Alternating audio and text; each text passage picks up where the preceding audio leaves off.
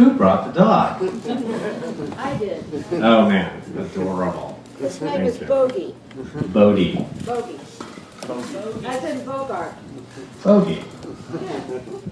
Fabulous. Like 1941. It was perfect. Thank you. Who brought the 1985 dog? Named Annie Lennox. This is the part where I'm supposed to answer questions that you have, and Tom seems to have a question. I have a question. So the question was when she was a young woman, she imagined she'd become, when she was a little girl, she imagined she'd become the woman that she ended up being. When you were a young writer, did you imagine that you would play with time in this way?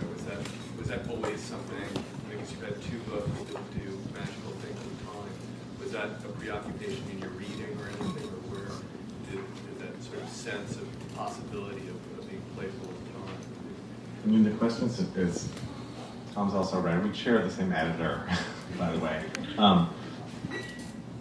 Where does the obsession with time come from is sort of the question. I have no idea. So I look at, I have a lot of rightfully so, unpublished novels. Terrible novels from my youth. But they do have to do with, memories of the past in some way. It's sort of funny. And fantasies of other eras. I have no idea what's going on because, it's not what I don't think about the 50s when they're not around, you know? It's mostly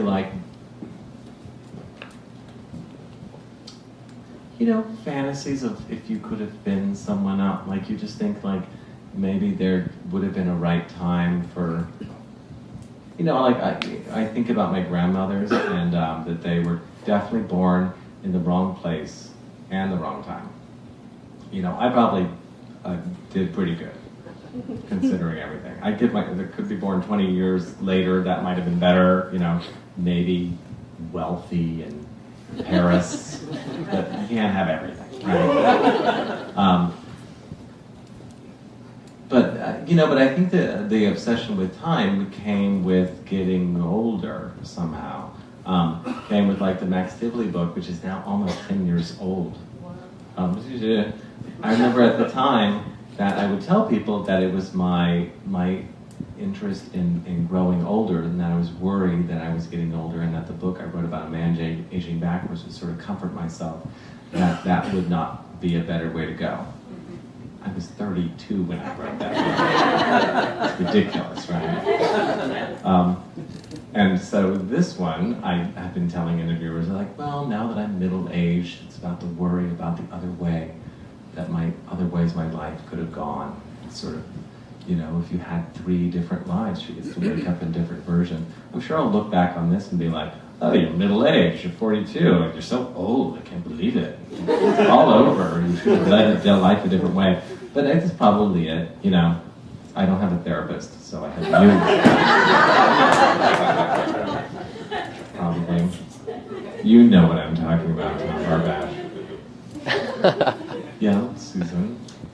I visited your website the other day, and I saw this fabulous photograph that you took, I guess at Patchen Place, the setting of the book. Yeah. And it was so charming. It looked like this absolutely magical place with you in a tuxedo. And I'm wondering, how did you discover Patchen Place, and how did it become the setting of the novel? Susan's a big promoter of this book from before it ever came out. This was probably in November you read it, wrote about it. January 1st. January, oh my God. I saved it for the new year. Long time ago. The setting is Patchen Place, which is, I had known about when I lived in New York before, but I think when David and I moved there, when I had a fellowship at the New York Public Library in 2008 and 9, my husband is from a small town in Montana, a small city in Montana. And he's lived in San Francisco, but he's never lived in a really big city. So when we moved to New York, I was like, I'm gonna give him the full New York treatment. We're gonna live in Greenwich Village, in the way that if you really moved to New York, you'd live to Brooklyn. I mean, no one lives in Greenwich Village, but we were gonna live there. So we lived on 10th Street and Waverly Place near Three Lives Bookstore. Just just a ridiculous place to live. And every day I walk by Patchen Place, which is, a lot of New Yorkers don't know where it is because it's a very funny thing. You walk down the street and there's a gate. There's like a cookie store and then like an alley with a gate in front of it and then like a nail salon. And you would never think to go down this gate into this alley, except if you knew that like E.E. Cummings lived there and Juna Barnes and that it was this storied place. It's like half a block. There's only like 5 houses, 10 houses on it. But I just was entranced because it's one of the few places in New York that is completely secret and quiet. And I just picked it. I didn't really go in there and visit it, and I just invented it in my head. It was like, well, if you're going to set like a magical story somewhere, you have to put it in a magical place. That's like a little, like a wardrobe, right? But I went there. I have a friend who's a documentary filmmaker, and he said, "Oh, you should do like an audio story about going to Patchen Place now that you're in New York." I was like, "All right, I'll turn on my iPhone and record it, and I'll walk in there, and there'll be like the gate going off." So I went there, and there were, I don't know, for some reason, a bunch of people in Patchen Place who were all listening to a bird, like some special bird. They have a name for it. I forget the name of it. It's on my website. You can listen to me visiting. And they all were like, "Hey, come here, listen to this bird with us." I mean, it's New York City. No one's like, "Come listen to a bird." It's Berkeley, This is like the West Village, and they're like, "It's beautiful. Listen to the sound." And so I talked with them for a long time. They all lived in Patchen Place. I told them about my book. They were like, "Send us your book. That'll be great." They were incredibly inviting. One woman took me to another building. She would show me some stained glass windows at something, and she quoted poetry at me. And I was like, "Oh, it is exactly the way I imagined it." These people are like still bohemians in here for some reason. You can't hear everything, but you can if you go to my website, you can listen to me visiting Patchen Place. Also, like it chimes noon exactly when I get hit there for some reason. Super weird. Yeah. So smoke a lot of pot. Listen to that. Your night is made.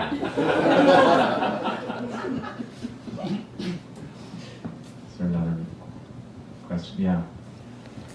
Well, I've read your book and I loved it, Oh. and it seems like it's a very difficult combination of being heartfelt and psychologically sophisticated and a really experimental plot structure.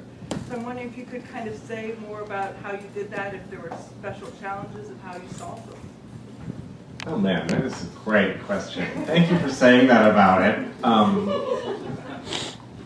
The weirdest thing is that like the hardest part about it was the structure of it, which is so tedious to tell people about. Because if someone buys the book, first I have to say, like, I've been on book tour for a while, and so my first days, people would show up and they're like, "Tell us about your book." And only the last couple of days of book tour, people are saying, "I've read your book." So it's very weird to realize that people can read a book in 3 weeks, apparently. So it's great. It's a better place to be in. It's so weird that when you're a writer, you would think that the hardest part is like the psychological, the paragraphs of beauty. But for me, the weirdest, the thing I spent the most time on was charts of where she was at what time, which I would like the reader not to think about at all.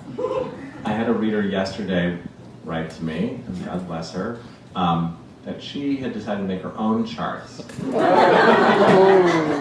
of all the procedures she had and where she would be, and she found a problem, and she wanted me to explain it to her. And I wrote to her and I said, "I am so happy that you were so engaged in this book, that you were making charts.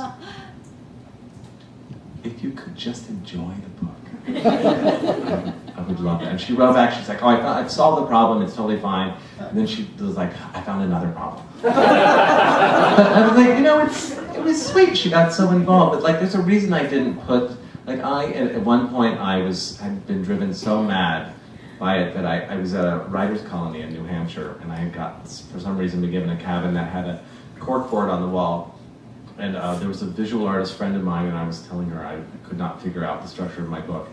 And she said, well, why not do it my way? So we went to an art supply store and we bought push pins and string and index cards and little like gold post-it like your first grade teacher gave you. And I put up all the scenes in the book on index cards, and I used string to try to connect them about where she would be in the book. It's all on Twitter if you have nothing better to do. If you've seen all of Breaking Bad, you should totally visit my Twitter site.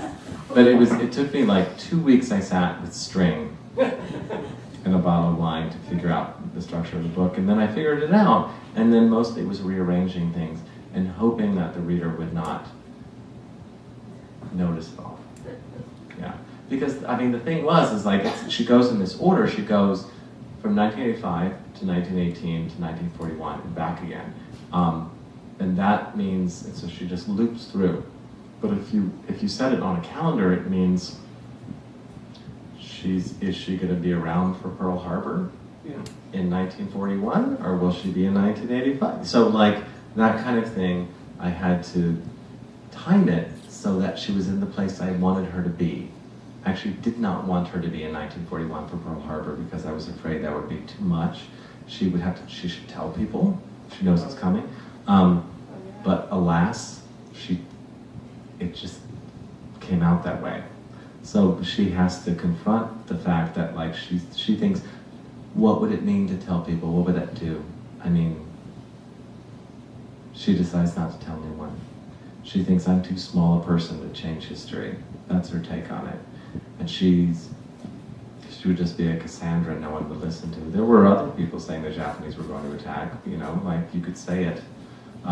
So she is just ironing clothes when she listens to the radio, and then it's interrupted and the news comes on and he says President Roosevelt has just announced blah blah blah.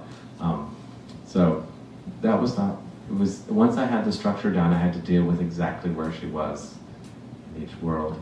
Sometimes she wasn't where I wanted her to be, and that's novel writing.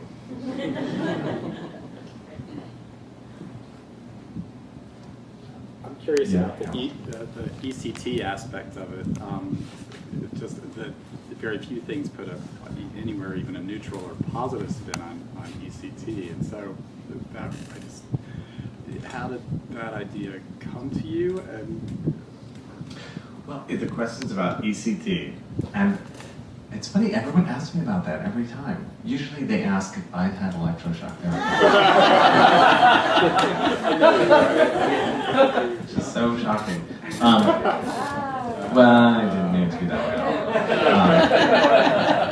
all. Well, the first answer is about sort of like time travel novels. Like there are the time travel novels where they build a machine, and those are fine. And then the other ones where people are, against their will, taken to another time. And like the devices are always, like they walk into a strange museum and pass the green, like it's always something, it's always tough. So I had to struggle for a long time to come up with something that would be the transformation, because she doesn't just do it once, she does it like every day. So it had to be something, and I had a couple things I tried out for a while that were pretty bad. I won't tell you what they were. oh, I'm dying to know. I'll tell you later. I had a lot of bad ideas. I give them out for free. I get bad novel ideas out for free. But I decided on ECT when, well, first of all, I decided, I'm just gonna make her wake up in another world. I won't have it happen like it happens in the middle of the day whenever like the number 8 appears or whatever. I'll make her wake up. I want it to be natural. I didn't want it to be like, I didn't want it to be a hard science fiction novel. I wanted the magical part to be totally feel like part of life. And then I thought I wanted something. If there was going to be a device that took her to this other world, I wanted it to have to do with her emotional state. So finally I realized ECT was something she did as a cure for her depression, and that would then also be the door, right? That's what I wanted. Because if it was something that was outside it completely, then it wouldn't be at the heart of the book. And so I did a lot of research into ECT. I mean, I've had a relative who had shock therapy, not in a great way necessarily, but it's now like a really common and successful therapy for people, although they still don't know what's happening. They have no idea what's happening, but it does work. It's a seizure in the mind, and it changes the person, always for the better. God knows why. And then when I decided she was going to have ECT, because the thing is, each of these Gretas is having shock therapy and the method that was done in their own time. And so the one, when I researched 1918, I got one of those great things you do as a novelist. You find a detail that you just cannot believe you lucked on, which is that, of course, they didn't have batteries, particularly in 1918. They had electricity, but weren't plugging much into the wall. What they had was something called a Leyden jar, which people who know in the audience know I'm going to get this all wrong. It's a capacitor, and it's a glass jar with a metal on the outside, and then a metal rod goes into the water that's filled it. And if you let it sit, it will naturally become charged. And if you touch the metal on the outside and the rod at the top, it will discharge in your body. And the best version of it was invented by, of course, Benjamin Franklin. Right? And the great thing was that I thought, oh, that's amazing, because the doctor comes to her house and with this briefcase, he opens it up and it's velvet lined, it's got a jar on one side and like a metal circlet on the other, and he puts the circlet on her head and he pulls out the jar. I was like, this is just such a like Ozma of Oz kind of moment that made me very, although it's dangerous because they didn't know what the charge was in the water. That was the thing, you couldn't control it. But it's just of another time entirely, and portable. Like in 1941, they had to plug this thing into the wall and put things on her head. But in 1918, it was this capacitor. And they really used that. So that's the kind of thing that novelists look for, is something that's it lost forever. You know, we don't think about the Leyden jar, although you can find information online about how to make one. Don't sue me. Very dangerous. Yeah. I almost made one at home, but Take one more. other people did. Yeah, one more and then ukulele. Yeah. I heard an interview after Max Tibbley came out on, I believe, NPR, in which you were talking about the pull tug between your love of research and then letting it go and writing. And I'm wondering if, as you've grown in experience, the pull tug has gotten less difficult to endure. If you know when to stop the research and let it go and write. That's a great question. Well, you know, when I was at, repeat the question. It was about like when Max Tibbley, I talked about the pull and tug of research and having to realize when to let the research go. And now that enough time has passed, have I grown up and changed? Yeah, I have. I let everything go. Yeah, it's amazing. I mean, this book could have been was so much longer in other drafts, and I was happy to cut all of the research. I mean, I spent 9 months at the New York Public Library, but I had good advice from a writer, Colin Toybeen, who'd been there the year before, and he said, don't write your book when you're in the library, because you will take in the information and sluice it right into your book, and it will look, you just sound like a know-it-all, you know, which is fun. I like books like that, but that's not the book I wanted to write.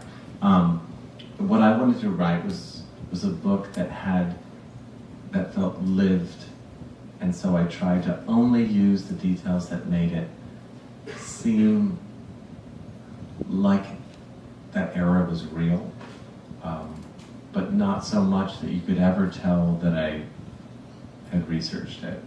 So this one has very little information about those time periods, actually, because it didn't interest me. I wasn't interested in information about those time periods. I was interested in how the people were different living in those time periods. So there's a super fun scene where there's an air raid in 1941, because I read in the newspaper about the first air raid in New York, because it cracked me up. Because what happened was the air raid went off, and a policeman went onto the bus and was like, everybody off the bus, and everyone was like, what are you talking about? You know, forget about it. They all stayed on the bus, and the policeman couldn't get, no one did anything they were supposed to do in New York. They were supposed to like go into stores and lie down. There's air wardens trying, no one did a fucking thing. They were like, what? I'm going about my day, what are you gonna do about it? So like, I thought it was amazing. Because if you read history books, you're like, here's what people did in a time of war. And then you read the newspaper and it's like, fuck that. And that was really fun when I realized people are people, New Yorkers are New Yorkers. And so that's what I liked. It was like how people would really react. So I kept things like that, and I tried not to make anything that was, well, there's the way things were typically, and there's the way things are specifically in history. And the way things are typically, you kind of make a generalized version of things that is probably more historically accurate. But if you find a specific detail, it's much more personal and interesting for a novel. So you won't learn much about those time periods from this book, but you will learn about these characters. That was my idea. All right, now it's ukulele time, I guess. Damn it.